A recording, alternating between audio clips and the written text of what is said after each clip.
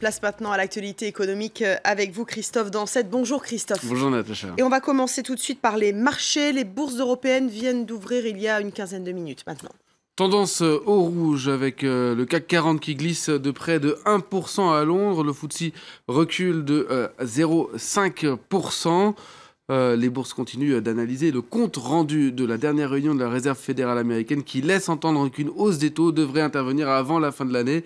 Et à quelques minutes de la fermeture des bourses asiatiques, eh bien, la bourse de Shanghai est à l'équilibre, malgré la douche froide des chiffres de la balance commerciale chinoise, avec des exportations en baisse de 10% en septembre et des importations qui reculent de 2%. Toutes les autres places asiatiques terminent d'ailleurs dans le rouge ou sont sur le point de le faire. Le Kospi en Corée du Sud est également dans le rouge. La Corée du Sud où la Banque centrale baisse ses prévisions de croissance, Christophe. Et ce, en raison de l'arrêt de la production du Galaxy Note 7 par Samsung. Une affaire qui pourrait, selon la Banque centrale sud-coréenne, peser sur la croissance. Plus largement, l'affaire crée un vent de panique chez les équipementiers télécoms, même si ce jeudi, vous le voyez, l'action Samsung gagne tout de même 1,4%. Les explications d'Axel Simon. L'annonce a rassuré les investisseurs. Jeudi, le titre Samsung a ouvert en hausse après 3 jours de dégringolade en bourse. L'action a perdu entre 5 et 8% par jour sur la période. La décision du groupe d'électronique sud-coréen de stopper définitivement la fabrication du Galaxy Note 7 porte visiblement ses fruits. Mais sa facture à payer restera lourde. Mercredi, il a dû baisser d'un tiers ses prévisions de résultats. Et il faudra redorer de toute urgence son image de marque, car les attentes des consommateurs sont grandes. Je suis curieux de voir quel sera le prochain appareil qu'ils vont sortir parce que j'ai acheté tous les portables de la série Note ces dernières années. Je suis un grand fan. Samsung va aborder la période de Noël affaiblie et déstabilisée face à des concurrents comme Apple ou les Chinois Huawei ou le nouveau venu Oppo qui se tiennent en embuscade. Tant que la lumière ne sera pas faite sur les causes des explosions des appareils, la méfiance des consommateurs sera grande.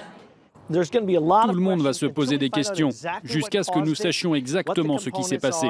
Tant que nous n'aurons pas les réponses, je pense qu'il va y avoir beaucoup d'inquiétudes sur les produits technologiques en général. Samsung n'est pas le seul à faire trembler les bourses. Ericsson a semé un vent de panique mercredi.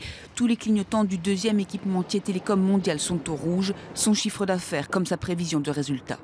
Conséquence, l'action Ericsson a cédé plus de 20% et a entraîné dans son sillage la chute de Nokia. En cause, un environnement macroéconomique difficile au Brésil, au Moyen-Orient et en Russie. Et un trou d'air cyclique, les grands pays ont bouclé le déploiement du réseau mobile 4G et la 5G n'est pas attendue avant 2020. Il n'a pas résisté au scandale des comptes fantômes. Le patron de Wells Fargo démissionne. John Stumpf tire donc les conséquences de l'énorme scandale qui a touché la 4e banque américaine. Il jette l'éponge et est remplacé immédiatement par son numéro 2, Tim Sloan. Mais le départ du patron de Wells Fargo est déjà critiqué par Washington. Des sénateurs estiment qu'il devra quand même répondre devant la justice. Quant à son successeur, eh bien, il est lui aussi accusé d'avoir couvert le scandale. Pendant la présidence de John Stumpf, des milliers d'employés sous pression avaient créé plus de 2 millions de comptes fictifs au nom de leurs clients pour toucher des bonus. On revient en France. Paris va accorder aux entreprises le même avantage fiscal pour l'essence que pour le diesel. Annonce faite par la ministre de l'écologie, Ségolène Royal. Pourtant, une mission parlementaire présidée par Delphine Batho préconisait la fin des avantages fiscaux pour le diesel. Une proposition qui suscitait l'inquiétude à la fois des entreprises et des constructeurs qui redoutaient la perte de milliers d'emplois. Le gouvernement a donc tranché. Ségolène Royal était l'invitée de nos confrères de France 2. Un artisan, par exemple, qui utilise beaucoup qui a beaucoup de déplacements, peut déduire la TVA sur un véhicule diesel et pas sur l'essence. Eh bien, cet avantage va être donné à l'essence en 2 ans pour permettre justement de faire neutre l'usage de l'essence ou du diesel. On ne retire rien au diesel, mais on donne le même avantage à l'essence.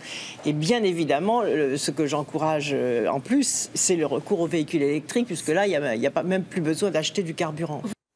Voilà pour cette annonce de Ségolène Royal. On termine par le Club Med, Christophe, qui accélère son développement en Chine. Il inaugure cette semaine son 4e village dans l'Empire du Milieu à Sanya, sur l'île d'Hainan, au sud du pays. Signe que le groupe, racheté par le chinois Fosun en 2005, a de solides ambitions en Chine. Il ouvrira Dans un mois, un club de ski à Beidaou.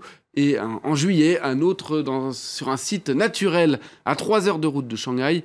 Le Club Med voit également plus grand encore. Il veut passer son parc mondial de 67 sites actuellement à 100 d'ici 2020. Merci beaucoup Christophe Dansette pour ce résumé de l'actualité économique.